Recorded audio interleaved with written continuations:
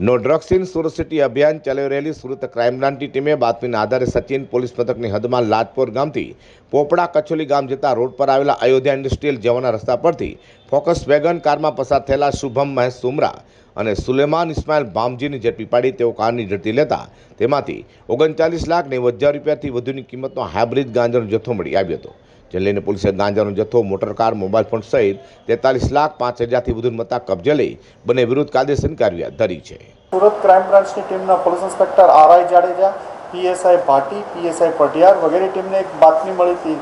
કે સુરત સચિન લાજપોર જેલ પારના પોપડા કાછોલી ગામ જવાનો જે રસ્તો છે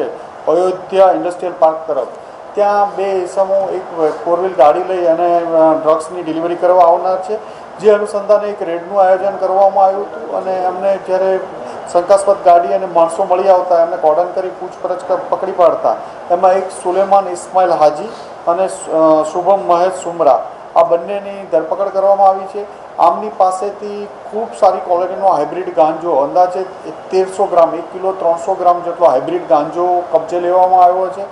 આમની પૂછપરછ દરમિયાન એમને ક્યાંથી લાવ્યા હતા, ક્યાં છે એ પોલીસને માહિતી આપી છે, એનું ઇન્ટ્રોગેશન ચાલુ છે અને અંદાજિત 43 લાખ જેટલો મુદ્દામાલ આમની પાસેથી કબજે લેવામાં આવ્યો છે। સુલેમાન અગાઉ પણ હાઇબ્રિડ ગાંજાની ડિલિવરી કરી ચૂક્યો છે અને સુરત સિટીમાં હાઇબ્રિડ ગાંજા વેચવા માટેનો પ્રયત્ન કરતો હતો।